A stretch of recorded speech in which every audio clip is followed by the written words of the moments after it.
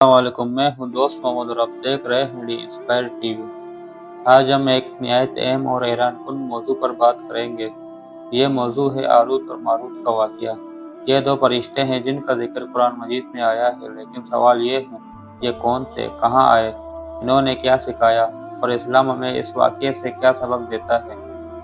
آئے قرآن اور صحیح حدیث کی روشنی میں تفصیل جانتے ہیں۔ قرآن مجید میں اللہ تعالیٰ نے سورہ بقرہ آیت نمبر 102 میں ہاروت اور ماروت کا ذکر کیا، اور سلیمان علیہ السلام نے کفر نہیں کیا بلکہ شیطان کافر ہوئے۔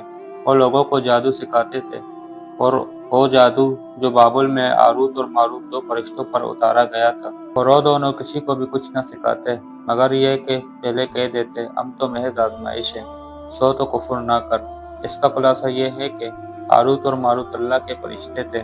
اللہ تعالیٰ نے ان کو لوگوں کی آزمائش کے لیے بھیجا، اور وہ لوگوں کو سحر جادو کی حقیقت سکھاتے، لیکن ساتھ یہ تاکید کرتے یہ آزمائش ہے، اسے کفر کے لیے استعمال نہ کرنا۔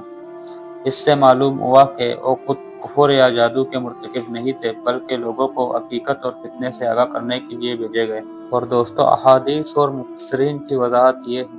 مفسرین ابن کثیر، قرطبی، طبری وغیرہ نے واضح کیا ہے کہ ہاروت و ماروت اللہ کے نیک فرشتے تھے۔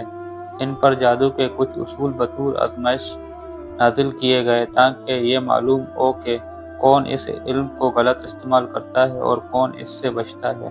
یہ بات بھی واضح ہے کہ فرشتے معصوم ہوتے ہیں، اس لیے وہ خود جادو یا کفر کے مرتکب نہیں ہوئے۔ حدیث میں ان کے بارے میں زیادہ تفصیل نہیں آتی، زیادہ تر وضاحت قرآنی آیات اور تفاسیر میں ہے۔ ہاروت و ماروت کا کردار صرف یہ تھا کہ لوگوں کو حقیقت بتائیں اور تنبیہ کریں۔ ان کا سکھایا ہوا علم اگر کوئی شخص برے مقاصد کے لیے استعمال کرے تو وہ کافر ٹھہراتا ہے۔ ان کا مقصد صرف آزمائش تھا، نہ کہ کفر یا جادو سکھانا بطور پیشہ۔ اللہ نے یہ علم اس لیے دیا تاکہ لوگوں کے ایمان اور اطاعت کا امتحان لیا جا سکے۔ ہاروت و ماروت کے بارے میں براہ راست کوئی طویل حدیث موجود نہیں، زیادہ تر وضاحت قرآن اور تفاسیر میں ہے۔ نبی کریم صلی اللہ علیہ وسلم نے فرمایا، جو شخص جادو کرے یا کروائے وہ ہم میں سے نہیں۔ اس سے واضح ہوا کہ جادو سیکھنا یا استعمال کرنا حرام اور کفر کے قریب ہے۔ اس طرح قرآن و حدیث کی روشنی میں یہ بات واضح ہے کہ ہاروت و ماروت اللہ کے نیک فرشتے تھے۔ ان کا ذکر صرف لوگوں کی آزمائش کے تناظر میں آیا ہے۔